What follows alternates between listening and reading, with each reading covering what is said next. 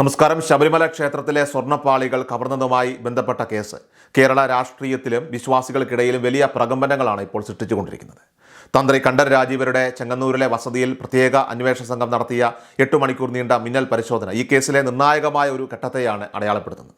കേവലം ഒരു മോഷണക്കുറ്റത്തിനപ്പുറമായിട്ട് ക്ഷേത്രഭരണ സംവിധാനത്തിലെ പാളിച്ചകളും ഉന്നതതലത്തിലുള്ള അവിശുദ്ധ കൂട്ടുകെട്ടുകളും പുറത്തു കൊണ്ടുവരാനുള്ള ശ്രമത്തിലാണ് ഇപ്പോൾ അന്വേഷണ സംഘം. തന്ത്രിയുടെ വീട്ടിലെ സ്ത്രീകളുടെയും കുട്ടികളുടെയും ഒക്കെ ആഭരണങ്ങളുടെ പഴക്കവും തൂക്കവും വരെ പരിശോധിച്ചത് അനധികൃതമായിട്ട് കടത്തിയ സ്വർണം രൂപമാറ്റം വരുത്തി കുടുംബാംഗങ്ങളുടെ പക്കലെത്തിയോ എന്ന സംശയത്തിന്റെ അടിസ്ഥാനത്തിലാണ്. പരിശോധനയിൽ ലഭിച്ച ഡിജിറ്റൽ തെളിവുകളും രേഖകളും നിലവിൽ ഫോറൻസിക് പരിശോധനയ്ക്കായിട്ട് അയച്ചിരിക്കുകയാണ്.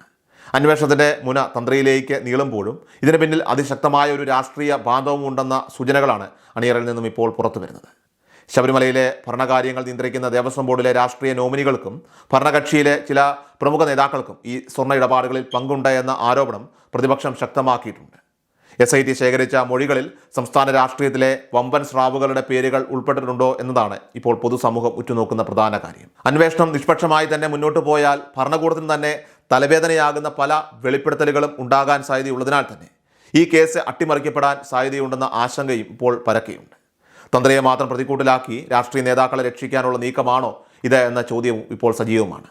ശബരിമലയിലെ ആചാര സംരക്ഷണ കാര്യങ്ങളിൽ വിട്ടുവീഴ്ചയില്ലാത്ത നിലപാടെടുക്കുന്ന തന്ത്രിയെ മാനസികമായും നിയമപരമായിട്ടും സമ്മർദ്ദത്തിലാക്കാനുള്ള സർക്കാരിൻ്റെ ഗൂഢശ്രമമാണ് ഈ പരിശോധനയെന്ന് ഒരു വിഭാഗം ഭക്തർ ഇപ്പോൾ വിശ്വസിക്കുന്നു. 2007 മുതൽ മുഖ്യപ്രതിയായിട്ടുള്ള പോറ്റിയുമായി തന്ത്രിക്ക് സാമ്പത്തിക ഇടപാടുകൾ ഉണ്ടായിരുന്നുവെന്ന SITയുടെ കണ്ടെത്തൽ ഗൗരവകരമായിട്ടുള്ള ആചാര ലംഘനമായും നിയമലംഘനമായിട്ടും കാണേണ്ടതുണ്ട്. താന്ത്രിക വിധികൾക്ക് വിരുദ്ധമായി ക്ഷേത്രത്തിലെ സ്വർണ്ണപാളികൾ അത് പുറത്തേക്ക് കടത്താനായിട്ട് തന്ത്രി ഒത്താശ ചെയ്തുവെന്ന റിമാൻഡ് റിപ്പോർട്ടിലെ പരാമർശം പാരമ്പര്യ വിശ്വാസങ്ങളെ സംബന്ധിച്ചിടത്തോളം വലിയ ആഘാതമാണ് ഇവിടെ സൃഷ്ടിച്ചിരിക്കുന്നത്. ആചാരങ്ങൾ സംരക്ഷിക്കാൻ ബാധ്യസ്ഥരായവർ തന്നെ ഇത്തരം കുറ്റകൃത്യങ്ങളിൽ ഏർപ്പെട്ടുവെന്നത് ശബരിമലയുടെ പവിത്രതയ്ക്ക് തന്നെ ഏൽപ്പിച്ച ആഘാതം ചെറുതല്ല. അതേസമയം ശാരീരിക അസ്വസ്ഥതകളെ തുടർന്ന് തന്ത്രി ഇപ്പോൾ മെഡിക്കൽ കോളേജ് ICUവിൽ ചികിത്സയിൽ തുടരുന്നത് അത് അന്വേഷണത്തെ താൽക്കാലികമായി തന്നെ ബാധിച്ചിട്ടുണ്ട്. തന്ത്രി ആശുപത്രിയിലായ സമയത്ത് തന്നെ അദ്ദേഹത്തിൻ്റെ വീട്ടിൽ പോലീസ് പരിശോധന നടത്തിയത് രാഷ്ട്രീയ പ്രേരിതമാണെന്ന വാദം BJP ഉൾപ്പെടെ മറ്റ് സംഘടനകളും ഒക്കെ തന്നെ ഉയർത്തുന്നുണ്ട്. എന്നാൽ നിയമത്തിന് മുന്നിൽ എല്ലാവരും തുല്യരാണെന്നും തെളിവുകളുടെയൊക്കെ അടിസ്ഥാനത്തിലാണ് പരിശോധന നടത്തുന്നതെന്നുമാണ് സർക്കാരിൻ്റെ നിലപാട്. തന്ത്രിയുടെയും പോറ്റിയുടെയും ബാങ്ക് അക്കൗണ്ടുകൾ മരവിപ്പിക്കാനുള്ള നടപടികൾ ഇപ്പോൾ ആരംഭിച്ചു കഴിഞ്ഞു. കഴിഞ്ഞ 2 പതിറ്റാണ്ടിനിടയിൽ ഇരുവരും ചേർന്ന് നടത്തിയ റിയൽ എസ്റ്റേറ്റ് ഇടപാടുകളും സാമ്പത്തിക നിക്ഷേപങ്ങളും കേന്ദ്രീകരിച്ചാണ് ഇപ്പോൾ അന്വേഷണം പുരോഗമിക്കുന്നത്.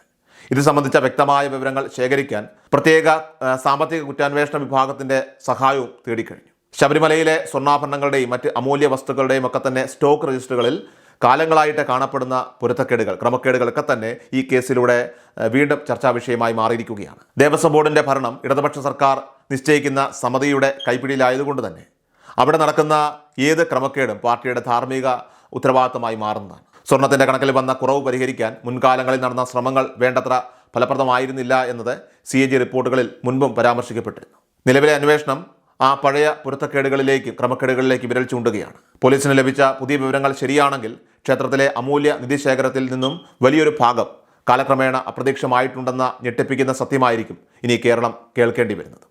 അന്വേഷണം പൂർത്തിയാക്കാൻ ചുരുങ്ങിയ ആഴ്ചകൾ മാത്രം ബാക്കി നിൽക്കെ SITക്ക് മുന്നിലുള്ള വെല്ലുവിളികൾ വളരെ കൂടുതലാണ്. കാരണം രാഷ്ട്രീയ സമ്മർദ്ദങ്ങളെ അതിജീവിച്ചുകൊണ്ട് കുറ്റവാളികളെ നിയമത്തിന് മുന്നിൽ കൊണ്ടുവരാൻ അന്വേഷണ സംഘത്തിന് സാധിക്കുമോ എന്നതാണ് ഇപ്പോൾ കേരളം ഉറ്റുനോക്കുന്നത്. ഇവിടെ ഒച്ചിഴയുന്ന വേഗത്തിലാണ് SIT നീങ്ങുന്നതെന്ന പ്രതിപക്ഷത്തിൻ്റെ ആരോപണം അന്വേഷണ സംഘത്തെ ഇപ്പോൾ കൂടുതൽ സമ്മർദ്ദത്തിലാക്കിയിട്ടുണ്ട്. എങ്കിലും ശാസ്ത്രീയമായിട്ടുള്ള തെളിവുകളുടെയും ബാങ്ക് രേഖകളുടെയും ഒക്കെ തന്നെ അടിസ്ഥാനത്തിൽ കുറ്റപത്രം സമർപ്പിക്കാൻ തന്നെയാണ് ഇപ്പോൾ അന്വേഷണ ഉദ്യോഗസ്ഥരുടെ തീരുമാനം.